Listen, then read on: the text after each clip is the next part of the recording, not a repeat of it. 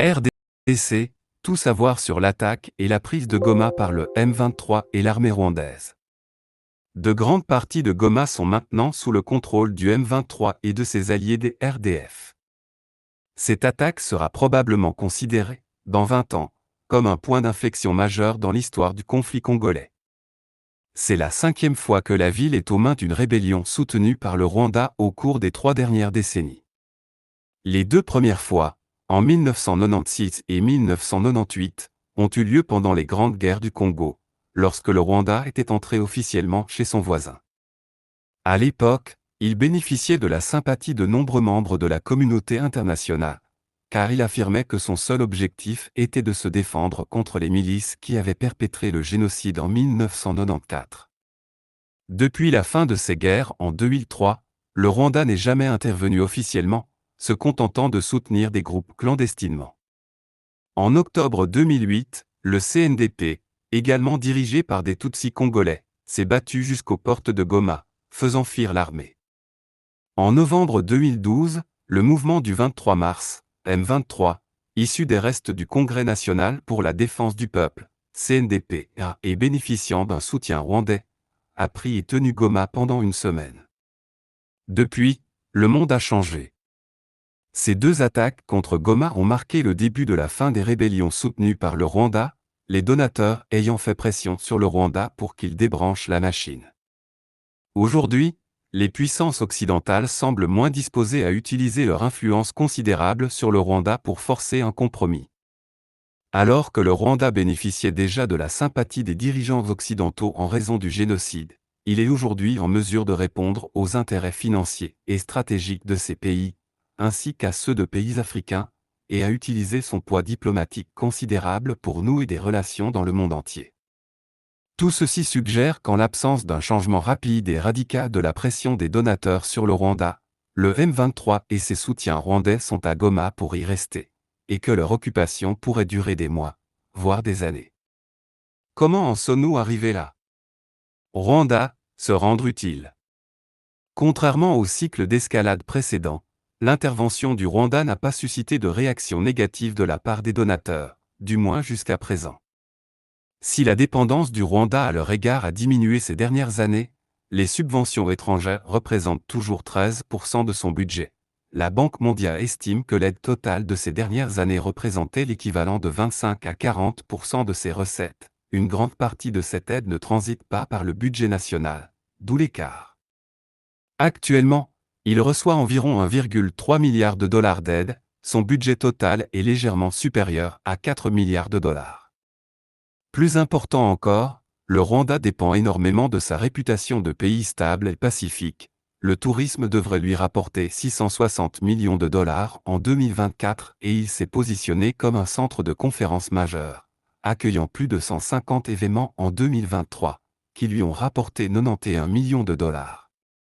Les activités sportives ont également stimulé les recettes. La National Basketball Association américaine, NBA, s'est associée au Rwanda dans le cadre de la Basketball Africa League, BAL. Kigali accueille cette année une prestigieuse épreuve cycliste mondiale et a déposé une candidature pour une course de Formule 1. Dans le passé, les donateurs ont utilisé cet effet de levier. En 2012, les États-Unis, l'Allemagne, la Suède, le Royaume-Uni, l'Union européenne, les Pays-Bas et même la Banque mondiale, typiquement apolitique, ont suspendu pour 240 millions de dollars d'aide. La plupart de ces suspensions ont eu lieu dans les mois qui ont suivi la création du M23, bien avant qu'il ne prenne Goma en novembre 2012. Cette fois-ci, cependant, les donateurs ont été réticents à utiliser ce levier, même si le soutien du Rwanda au M23 est beaucoup plus important qu'en 2012, 6 rapports différents du groupe d'experts de l'ONU entre 2022 et 2024 détaillent ce soutien. Plus de 4000 soldats, des véhicules blindés, des drones, des missiles solaires, et de l'équipement. Et pourtant, aucun pays n'a suspendu son aide cette fois-ci. En 2022, les subventions d'aide budgétaire au Rwanda ont augmenté de 48% par rapport à l'année précédente. En 2023, l'Union européenne a annoncé 900 millions d'euros, 939 millions de dollars, d'investissement au Rwanda par le biais du Global Gateway, qui est censé reposer sur les principes des valeurs démocratiques, de bonne gouvernance et de sécurité, entre autres. Le point le plus controversé est peut-être qu'au milieu du soutien des forces de défense rwandaises, RDF, au M23, et alors que les États-Unis avaient suspendu leur aide militaire au Rwanda à cause du M23, l'UE a accordé 2 subventions d'un montant total de 43 millions de dollars aux forces de défense rwandaises pour leurs opérations au Mozambique. Une partie de cet argent était censée financer l'achat d'équipements pour les RDF. On ne sait pas s'il y a eu des tentatives pour empêcher que cette subvention aide indirectement les opérations RDC. L'autre grand soutien de Kigali, au moins jusqu'à l'arrivée au pouvoir du gouvernement travailliste en juillet 2024, a été le Royaume-Uni. Il a aidé à organiser le sommet du Commonwealth à Kigali en juin 2022 et s'est abstenu de mentionner le soutien rwandais au M23. Bien qu'il existe des liens de longue date entre les partis travaillistes comme conservateurs et le gouvernement rwandais, leur relation était particulièrement forte en raison d'une politique annoncée en avril 2022 visant à envoyer les demandeurs d'asile britanniques au Rwanda pour qu'ils y soient traités et, si leur demande était acceptée, pour qu'ils y soient relogés de façon permanente. Dans le cadre de cet accord, qui a finalement été remis en cause, le gouvernement britannique a versé 290 millions de livres, 360 millions de dollars, au Fonds de transformation et d'intégration économique du Rwanda, ETIF, conçu pour soutenir la croissance économique au Rwanda, entre 2022 et 2024. Quelques critiques limitées ont été formulées. Les États-Unis, en particulier, ont clairement dénoncé le soutien du Rwanda au M23 à partir de la mi-2022. D'autres gouvernements leur ont emboîté le pas, étant les États-Unis, général Andrew Nyamvimba, que l'Union européenne, capitaine Jean-Pierre Niragir, ont sanctionné des officiers de l'armée rwandaise, bien que l'Union européenne n'ait pas exprimé d'inquiétude au sujet du général Alex Kagame, qui dirigeait les opérations des RDF au Mozambique, malgré les rapports de l'ONU selon lesquels il avait supervisé le soutien apporté au M23 au Congo. Mais rien de tout cela n'a eu de conséquences matérielles pour le Rwanda. La NBA, l'Union cycliste internationale, UCI, et la Fondation Mastercard ont toutes annoncé de nouvelles initiatives majeures au Rwanda au cours de cette période, et le tourisme a continué à prospérer. Parmi les célébrités qui se sont rendues au Rwanda au cours de cette période et qui ont pris des photos avec le président Kagame, citons Kevin Hart, Idriss Elba, David Luiz, Naomi Campbell, Maria Sharapova, Hélène DeGeneres, qui construit un centre de la nature, Danny Gurira, Didier Drogba, le prince Charles, devenu depuis roi, Sotisol, Patoranking et Youssou N'Dour. Pourquoi les donateurs ont-ils été si réticents à faire pression sur le Rwanda? En bref, le Rwanda a su tirer parti de son armée et de ses prouesses diplomatiques pour se rendre utile. Les forces de défense rwandaises sont aujourd'hui le deuxième plus grand contributeur aux missions de maintien de la paix des Nations Unies dans le monde, avec 5 879 membres de la police et de l'armée déployés.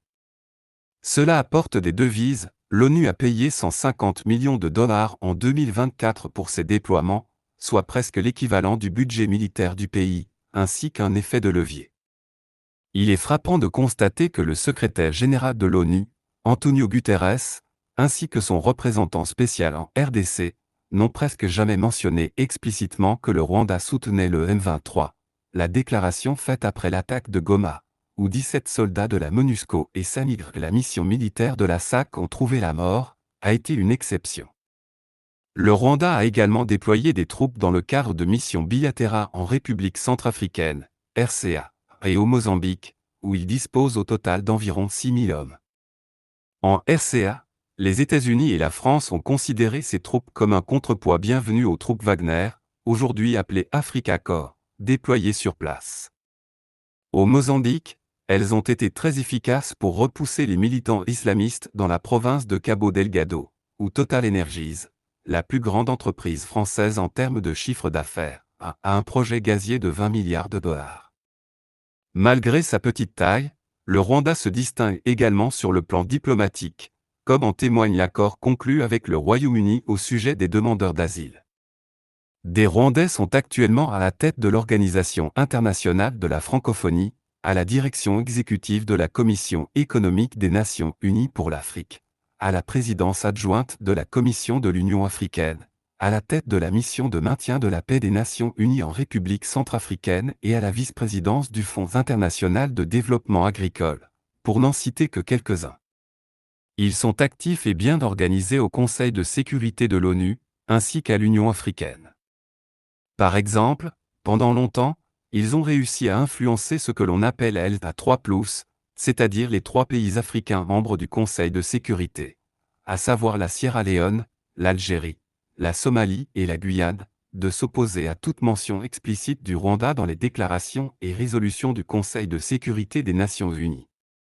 La déclaration de l'Union africaine sur l'attaque de Goma ne mentionne pas non plus le Rwanda, et les positions soutenues par la communauté de l'Afrique de l'Est vont souvent dans ce sens. Enfin, le monde a changé depuis 2012. La guerre en Ukraine, le Covid, le conflit à Gaza et la montée du populisme de droite ont conduit à un effritement du multilatéralisme, de nombreux pays se repliant sur eux-mêmes ou se concentrant sur des crises qu'ils jugent plus importantes.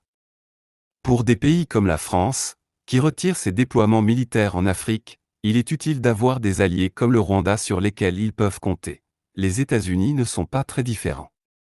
Entre-temps, d'autres acteurs se développent en Afrique, les Émirats arabes unis, la Turquie, le Qatar et l'Arabie saoudite. La diplomatie et la pression semblent avoir peu d'impact sur d'autres crises similaires, Soudan, Myanmar, Gaza et Ukraine, en partie par manque de volonté, en partie parce que la diplomatie de la paix semble plus difficile dans un monde multipolaire et tourné vers l'intérieur. La RDC, jouer avec le feu.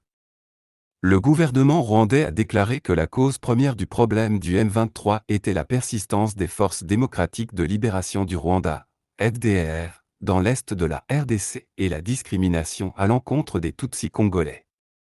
Comme nous l'avons fait valoir ailleurs, il n'y avait guère de preuve d'une menace imminente des FDLR pour le Rwanda avant la réapparition du M23 en novembre 2021. Et si les discours de haine et les violences à l'encontre de la communauté Tutsi congolaise ne datent pas d'hier, ces tendances n'ont pas augmenté avant la rébellion du M23, et on ne voit pas comment une rébellion violente pourrait résoudre les tensions communautaires. Dans le passé, elle les a simplement exacerbées. Mais le gouvernement de la RDC a commis des erreurs et des faux pas dans sa gestion de la crise. Après la défaite du M23 en 2013 face à l'armée congolaise et à la MONUSCO, le M23 a fui et a été hébergé principalement dans des camps militaires en Ouganda et au Rwanda. En décembre 2013, la RDC a signé une déclaration accordant au M23 une amnistie pour les actes de guerre et d'insurrection, et s'engageant à faciliter le retour des quelques 80 000 réfugiés Tutsis du Rwanda, l'une des principales revendications du M23, où nombre d'entre eux avaient passé plus d'une décennie. Cette promesse n'a jamais été tenue. Ensuite, après qu'un petit groupe de combattants du M23 se soit installé sur les flancs d'un volcan dans le parc national des Virunga en 2017, le gouvernement a engagé, très lentement, de nouveaux pourparlers avec le gouvernement rwandais.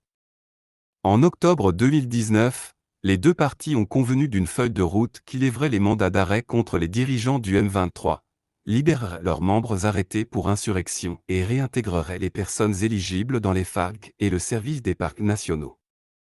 Là encore, cet accord n'a jamais été mis en œuvre. Une délégation du M23 s'est rendue à Kinshasa en 2020, mais a attendu des mois.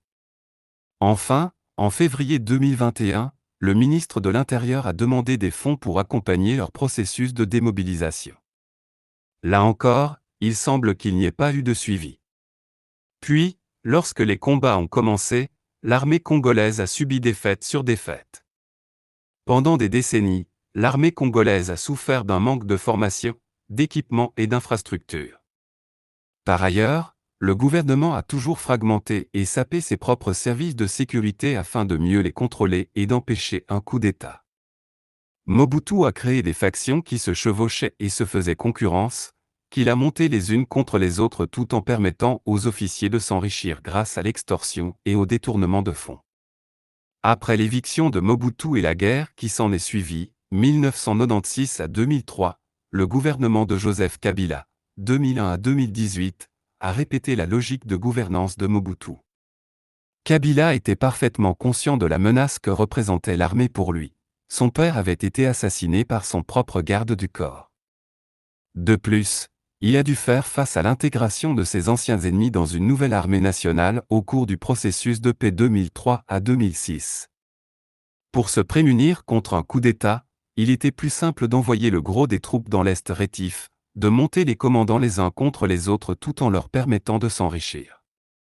Tshisekedi, se sentant également vulnérable à la tête d'un corps d'officiers qui avait été entièrement nommé sous son prédécesseur, a continué à valoriser la loyauté au détriment de la compétence. Bien qu'il ait dénoncé la « mafia » au sein de l'armée, il n'a pas fait grand-chose pour éradiquer la corruption. Les rapports du front suggèrent que certains commandants d'unités gonflent les effectifs de leurs troupes, parfois en les multipliant par 2 ou 3, afin de détourner les salaires supplémentaires et les fonds destinés à l'alimentation et aux soins de santé.